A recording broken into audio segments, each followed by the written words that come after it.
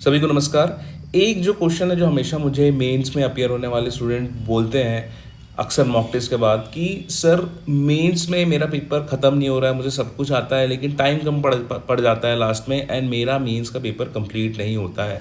तो आज हम लोग बेसिक रीजंस देखेंगे कि ऐसे कौन से रीज़न है जिसके कारण आपका समय पर मेंस का पेपर कंप्लीट नहीं हो पा रहा है। एकदम बेसिक से उठाएंगे, ज़्यादा ओवर एक्सप्लेन नहीं करेंगे, कुछ कुछ 3-4 जो चीज़ें हैं उसको हम लोग फिक्स कर लेंगे तो बहुत चांसेस है कि कुछ नहीं तो कुछ नहीं आपके 5 से 7 मिनट बच जाएंगे आपके मेंस के पेपर में।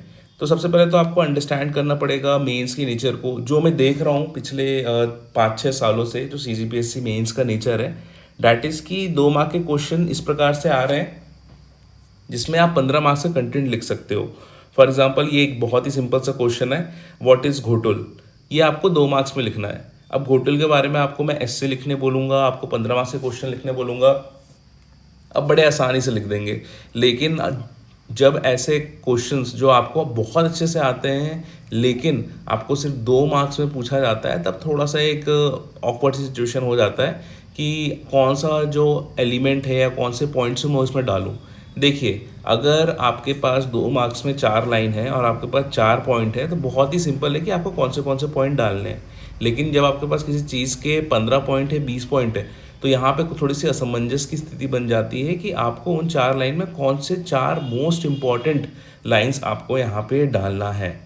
ठीक है, तो ये एक चीज़ इसमें दिक्कत होती है। दूसरा, जो 8, 10 और 15 मार्क के क्वेश्चन होते हैं वो यूजुअली इस प्रकार के आते हैं जिसमें 2 मार्क्स का कंटेंट लिखना भी बड़ा मुश्किल हो जाता है एंड यूजुअली ये ओपन एंडेड क्वेश्चन आते हैं। For example, what are the various problems related to travel women.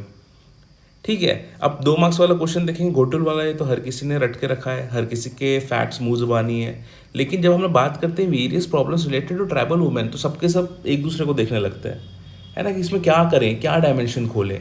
तो इस प्रकार से भी दिक्कत आती है। 2 मार्क्स के क्वेश्चन ऐसे आ रहे हैं जिसमें बहुत सारा कंटेंट लिख सकते हो और 15 मार्क्स के क्वेश्चन ऐसे आ रहे हैं जिसमें यार 2-5 लाइन लिखना भी थोड़ा सा सोच के लिखना पड़ रहा है कि भाई स्टार्ट कैसे किया जाए इस पर्टिकुलर क्वेश्चन को। उसके बाद जो तीसरी गलती होती है कि people don't read questions properly. जैसे मान लो अगर पूछ रहा है कि right the benefits of XYZ scheme, कि इससे लाभ क्या होगा लाभार्थी को, तो लोग इसमें लिख रहे हैं कि भाई कौन से डेट को लॉन्च हुआ, क्या क्या इसकी स्कीम है, इसमें बजट में कितना आवंटन हुआ। ये रिक्वायर्ड नहीं है। अगर कोई सा भी स्कीम है जिसमें आपको पैसे मिल रहा है तो सेविंग कर लो, एंटरप्रेन्योरशिप कर लो, चिल्ड्रन के एजुकेशन के बारे में बात कर लो, ठीक है, माइक्रो एंटरप्राइजेस के बारे में बात कर लो, ठीक है, हेल्थ के बारे में बात कर लो, न्यूट्रिशन के बारे में बात कर लो, इस प्रकार के डायमेंशन खोलो। ठीक, इसमें मान लो महतारी वंदन योजना है, इसमें अभी 1,000 रुपये प्रति माह मिल रहा है, 12,000 मिल रहा है साल में। तो इसको आपको उस एंगल से नहीं देखना है कि भैया क्या क्या स्कीम है, कि भैया इस डेट को हमने लॉन्च करी, इसके ये स्कीम है, इसमें ये महिलाएं एलिजिबल है, ये लोग इन एलिजिबल हैं, सिर्फ और सिर्फ मैरिड वुमेन के लिए है। इस प्रकार की चीज़ें आप क्यों लिखेंगे जब वो पूछ रहा है कि महतारी वंदन योजना का लाभ बताइए। तब आपको बताना पड़ेगा ना, बचत पे, कृषि में, उद्यमिता पे, बच्चों के स्वास्थ्य पे, महिला के स्वास्थ्य पे, इनके पोषण पे। ठीक है, उसके बाद इनका हो सकता है कि भाई SHG फॉर्मेशन में हो सकता है। ठीक, तो ये सब की चीज़ें हैं। उसके बाद एक होता है फाइनेंशियल लिटरेसी भी होती है कि अगर किसी को आदमी मिल रहा है तो अपना वो बचत वचत कैसे करेगा, कैसे मैनेज करेगा, तो उसको फाइनेंशियल मैनेजमेंट का भी एक एंगल डाल सकते हैं कि अगर किसी को राशि मिल रही है तो उसको किस प्रकार से वो बचाएगा। तो इस प्रकार की चीज़ें आपको खोलनी पड़ेगी डायमेंशन। इसमें आप स्कीम का लॉन्च डेट, इसके प्रोविजन, इसका बजट आवंटन, ये सब बताएंगे तो मुझे नहीं लगता है कि बहुत ज़्यादा मार्क्स मिलने वाले। ठीक है, इसके बाद पीपल क्या करते हैं कि सिर्फ कॉपी पेस्ट करने की कोशिश करते हैं। हमने इस महतारी वंदन योजना में ऐसे बनाया है, उसमें उसके प्रोविजन पढ़ लिए हैं, लॉन्च डेट पढ़ रहा है तो उसी को डालना है हर आंसर में। ऐसा नहीं है, आप थोड़ा ध्यान से पढ़िए कि वो क्वेश्चन क्या पूछ रहा है। ठीक, वंस अगेन वही सेम पॉइंट है कि writing what they know and not what the question demands. जी, हम रट के आए हैं, हम तो वही लिखेंगे, क्वेश्चन कुछ भी पूछे। तो ऐसे सिचुएशन में थोड़ा सा आपको अवेयर रहना है। उसके बाद अगर कोई भी चीज़ बोलते हैं तो अगर क्वेश्चन में कोई कीवर्ड दिया हुआ है, for example explain the significance of XYZ dynasty, तो लोग इसके कीवर्ड्स को यूज़ नहीं करते हैं। फॉर एग्जांपल उस डायनेस्टी का हिस्टोरिकल सिग्निफिकेंस क्या है, रिलीजियस सिग्निफिकेंस क्या है, कल्चरल सिग्निफिकेंस क्या है, इकोनॉमिक सिग्निफिकेंस क्या है, आर्किटेक्चरल सिग्निफिकेंस क्या है, पॉलिटिकल क्या है, फोकलोर क्या है, मिलिट्री सिग्निफिकेंस क्या है, लिटरेरी सिग्निफिकेंस क्या है। ठीक है, तो इसमें क्या होता है कि जैसे मान लो कोई भी डायनेस्टी के बारे में आप पढ़ रहे हैं तो एक तो उसका हिस्टोरिकल हो सकता है कि छत्तीसगढ़ में सबसे ज़्यादा समय तक शासन करने वाली, या फिर छत्तीसगढ़ की सबसे इतिहास में सबसे शक्तिशाली कोई वंश हो, राजवंश हो सकता है। रिलीजियस ये हो सकता है कि हर जो डायनेस्टी होती है उसके अंदर कोई ना कोई एक जो रिलीजन होता है बहुत ही फलता फूलता है। जैसे मान लीजिए अगर कोई कलचुरी वंश है तो यहाँ पे आपको कहीं ना कहीं जो हिंदू धर्म है वो आपको पलता बढ़ता दिखेगा। अगर पांडु वंश है तो उसमें बोलोगे काफ़ी सहिष्णु था, टॉलरेबल था, टॉलरेंट रूल था उस टाइम पे। तो जो बुद्धिस्ट रिलीजन है वो काफ़ी पला बढ़ा है। उसका कल्चरल दे सकते हैं, जैसे आप मान लीजिए सोनपत्ता का ट्रेडिशन किसी ने स्टार्ट किया होगा। इकोनॉमिक दे सकते हैं, किसी प्रकार का ट्रेड होगा, किसी प्रकार का सिक्के रिलीज हुए होंगे। आर्किटेक्चरल बोल सकते हैं, अब भाई कोई भी डायनेस्टी है वो अपने शासन काल में किसी न किसी प्रकार के आधिपत्य कला को निर्माण करेगी, किसी न किसी प्रकार के आपके आर्किटेक्चर है, मॉन्यूमेंट्स हैं, बड़े टेम्पल्स हैं, ये सब बनेंगे। पॉलिटिकल हो सकता है भाई एक राजवंश की दूसरे राजवंश से बिल्कुल नहीं बनती हो, ठीक है, और एक दूसरे से लड़ते रहो, जैसे नल और वाकाटक हो सकते हैं। उसके बाद फोकलोर्स हो सकते हैं कि भाई किसी ना किसी डायनेस्टी का किसी चीज़ के कारण हो सकता है कि आज भी जनमानुस के मन मस्तिष्क में उसकी चीज़ें हो। जैसे मान लीजिए कि बहुत ज़्यादा भ्रष्टाचार होता है तो आज भी बोला जाता है कि ये क्या भोसलाशाही चल रही है ना। तो इस प्रकार की चीज़ें भी हो सकती हैं। मिलिट्री सिग्निफिकेंस हो सकता है, लड़ाई क्या करी, साम्राज्य का विस्तार कहाँ तक किया। और लिटरेचर का ये हो सकता है भाई इनके शासनकाल के दौरान ये विदेशी यात्री आए थे, इन्होंने अपने अपने इस ग्रंथ में इस ट्रैवल लॉग में उन्होंने ये लिखा है कि भाई इनके शासनकाल में बहुत समृद्धि थी, ये हो रहा था, वो हो रहा था, है ना। आर्ट को बहुत ज़्यादा पैट्रोनेज मिल रहा था, या कह सकते हैं आर्किटेक्चर को बहुत मिल रहा था, या बुद्धिस्ट धर्म का बहुत फल फूल रहा था। तो इस प्रकार से आपको डायमेंशन खोलने हैं, ठीक। तो आपको जो डायमेंशन खोलने वाला पार्ट है ना, ये थोड़ा सा अच्छा सा करना पड़ेगा अगर आपको मेंस में अच्छा करना है, मेंस को समय पे कंप्लीट करना है, ठीक है। अब ये आपको बेसिक नेचर समझ में आ गया तो टॉप रीजंस को समझ जाते हैं कि मेंस फिनिश क्यों नहीं हो रहा है समय पे। 2 मार्क के क्वेश्चन पे ओवर परफॉर्म कर रहे हैं, क्योंकि 2 मार्क्स के 4 लाइन के कंटेंट में हमको 25 लाइन का कंटेंट आता है। तो हम क्या करेंगे कि ठूस ठूस के लिखेंगे। मिलना 1.5 नंबर ही है, ज़्यादा से ज़्यादा 2 नंबर ही मिलना है। लेकिन वो एक एक्स्ट्रा लाइन लिखने पे ये होता है कि या तो आपका टाइम चले जाता है लास्ट वाले क्वेश्चन के लिए, या फिर आप वहाँ पे जो 1 लाइन कर एक्स्ट्रा लिख के पेपर ठूस के, है ना, आप एग्जामिनर का माइंड थोड़ा सा बिगाड़ देते हो। क्योंकि पहला अगर वो पेपर खोलेगा तो 2 मार्क के क्वेश्चन ही खोलेगा। तो यहाँ पे थोड़ा सा प्रेजेंटेशन का भी फर्क आ जाता है अगर आप ठूस ठूस के एक एक पॉइंट लिखना चाह रहे हैं 2 मार्क के क्वेश्चन में। उसके बाद 8, 10 और 15 नंबर के क्वेश्चन है, इसमें आपने अंडर परफॉर्म किया। अब मान लो पिछले स्लाइड से देखते हैं, what are the various problems related to tribal women, ठीक है। तो एक ट्राइबल वुमेन को लेके क्या क्या प्रॉब्लम हो सकती है, ठीक। पहला तो देखो, अब वो बच्ची रही होगी, कोई भी ट्राइबल महिला है या फिर कह लीजिए ट्राइबल फीमेल है, उसके लाइफ में क्या क्या प्रॉब्लम हो सकता है। देखो पहले वो बच्ची है, ठीक है, उसको अच्छे से न्यूट्रिशन नहीं मिल रहा है, वही माइनर फॉरेस्ट प्रोड्यूस से कुछ खा रही है, इसके कारण वो माल न्यूट्रिशनड है। उसका एजुकेशन नहीं मिल रहा है। उसके बाद आप ये कह सकते हो कि भाई उसके पास अपॉर्चुनिटीज़ नहीं है।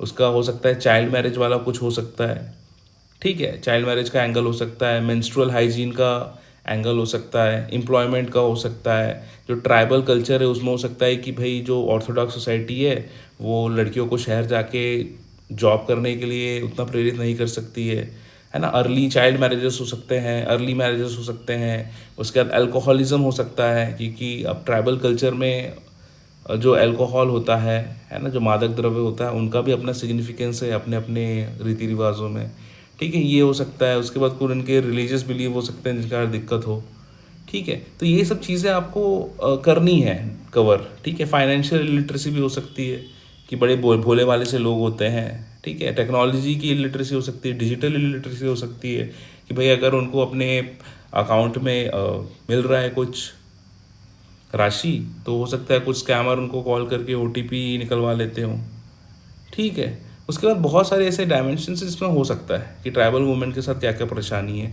पॉलिटिकल रूप से परेशानी हो सकती है, पॉलिटिकल लिटरेसी हो सकती है, कोई लीडर आके उनको बोल दे कि ये करना है तो ये हो सकता है। लेफ्ट विंग एक्सट्रीमिज्म हो सकता है, ठीक है, उसके कारण भी हो सकता है कि कई महिला नक्सली भी उस आइडियोलॉजी से प्रभावित होकर उनके साथ हो जाती हैं, ठीक है। तो ये सब चीज़ें हैं जो हमको रिलेट करना पड़ेगा छत्तीसगढ़ के कॉन्टेक्स्ट में कि कितने प्रकार की प्रॉब्लम है, ठीक है। एक तो आपका प्रॉब्लम एट, इसको 3 फेजेस में डिवाइड कर सकते हो, ठीक है। इन्फेंट वाले स्टेट में डिवाइड कर सकते हो, एडोलेसेंस वाले के में कर सकते हो, अडल्ट वुमेन के में कर सकते हो, या उसको डिफरेंट डायमेंशंस में तोड़ सकते हो, ठीक है। न्यूट्रिशन में, हेल्थ में, एजुकेशन में, हायर एजुकेशन में, एम्प्लॉयमेंट अपॉर्चुनिटीज़ में, सोशल टबू में, extreme left wing extreme ideology में कर सकते हो, ठीक है। उसके बाद उनके इलिटरेसी कर सकते हो, ठीक है, डिजिटल इलिटरेसी हो सकता है, बाकी चीज़ें हो सकती हैं। तो ये सब चीज़ें हैं जिनको आप ज़्यादा हाईलाइट कर सकते हो। तो ये डिफरेंट चीज़ें हैं जो आपको पता होना चाहिए, ठीक। जब भी आप 8, 10 और 15 नंबर के क्वेश्चन लिख रहे हैं, ट्राई करिए कि उसको डायमेंशन में तोड़िए, करंट अफेयर्स डालिए, जितना ग्राफ मैप ये हो सकता है ये भी आपको करने की ज़रूरत है, ठीक है। हो सकता है कि अगर आप ज़्यादा ही ग्राफ बना रहे हैं, फॉर एग्जांपल पेपर 5 में इकोनॉमिक्स में बहुत सारे ग्राफ हैं, साथ ही साथ ये कह सकते हैं कि ज्योग्राफी में तो आपको मैप्स बनाने ही है। हो सकता है जब ज़्यादा फ्लो चार्ट बना रहे हैं, मैप बना रहे हैं, तो आपकी स्पीड थोड़ी सी कम हो जाती है, तो ऐसे कंडीशन में पेपर छूटता है। उसके बाद पेपर 4 में ऐसा होता है कि आप सातों पेपर में आप सिर्फ लिख रहे हो, अचानक से आपको कैलकुलेशन करने के लिए बोल दिया है, फिर उसमें कॉन्फिडेंस नहीं आ रहा है। उसके बाद होता है कि हर किसी को लगता है कि यही है, दिस इज़ इट, आज ही मेरे को सारे परफेक्ट आंसर लिखने हैं। एंड ये वाले टॉपर ये करता था, वो वाला टॉपर ये बता रहा था, नी सर ये बता रहे थे, वाले सर वो बता रहे थे, तो हमको इमिटेट करने की आप कोशिश करते हो हमारे राइटिंग स्टाइल को। तो ये भी एक कारण बनता है कहीं ना कहीं कि आप जब खुद का चीज़ नहीं करते हो जो आपको नेचुरली आ रहा है और कोई आर्टिफिशियल चीज़ क्रिएट करने की कोशिश करते हो, तो उसमें इतनी एफिशिएंसी आती नहीं है। अब ये तो हो गए आपके प्रॉब्लम्स कि top reasons for not finishing mains in time. तो इसमें करना क्या चाहिए आपको, सिंपल है, पेस मेंटेन करो। पहला आंसर ऐसा लिखो जैसे सेकंड लास्ट आंसर लिख रहे हो, बहुत ही मिनिमम करो, जो पूछ रहा है 2 मार्कर के क्वेश्चन में सिर्फ उतना लिखो, आगे बढ़ो। पेज भरने की भी ज़रूरत नहीं है, सेंटेंसेस भी फुल लिखने की ज़रूरत नहीं है। 8, 10 और 15 नंबर के क्वेश्चन में मैप बना दो, ग्राफ बना दो, चार्ट बना दो, करंट अफेयर दे दो, और जैसे डायमेंशंस मैंने खोला है वैसे खोल दो। Right the first thing coming in your mind, ज़्यादा सोचने की ज़रूरत नहीं है, जो चीज़ आ रही दिमाग में उसको करो। अगर आपने अच्छे ढंग से मॉक की प्रैक्टिस करके रखी है तो वो मसल अभी तक डेवलप हो गया होगा आपको।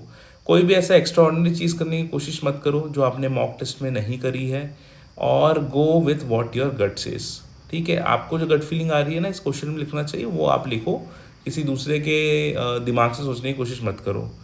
देखिए, कोई भी ऐसा सिंगल तरीका नहीं है जिससे आप एग्ज़ाम क्रैक किया जा सकता है। मेरा अपना स्टाइल है, आपका अपना स्टाइल होगा, और हो सकता है कि किसी का स्टाइल हम सबसे बेटर भी होगा, ठीक है। वो मैटर नहीं करता है, जस्ट बी यू, ठीक।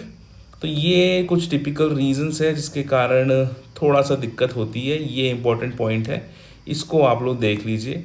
अक्सर ये गलती लोग करते हैं, ठीक है। सबका कंटेंट बराबर है, सब ने सेम बुक से पढ़ा है, सबको वही सेम टॉपिक के 4 या 5 पॉइंट आते हैं, लेकिन फिर भी इतना डिफरेंस अगर आ रहा है मेंस के मार्क में, that is because of your execution and that is because of your presence of mind, ठीक है। रट तो हर कोई लेता है, लेकिन उस टाइम पे एक्सिक्यूट करना, डिलीवर करना, वो एक अलग कला होती है, ठीक है। तो ये बेसिक रीजंस थे जिसके कारण मेन समय पे पूरा नहीं हो पा रहा है। एंड आई जस्ट होप कि आप लोग इसको थोड़ा सा अपने संज्ञान में लेंगे और इस पर थोड़ा सा केयरफुल होके इन सब चीज़ों पे एक्ट करेंगे, ठीक है। So these were the reasons why you are not able to complete your mains papers on time. I hope this video helped you. And mains आने वाला है 10-15 दिन में, ज़्यादा दिन बचे नहीं है, तो हम लोग बहुत सारी वीडियोस डालते रहेंगे। हो सके तो इससे रिलेटेड भी कुछ टॉपिक्स या डायमेंशन या कंटेंट हम लोग डिस्कस कर लेंगे, ठीक है। I hope you all guys are doing very well in your academics and taking care of your health. All the best, जय हिंद।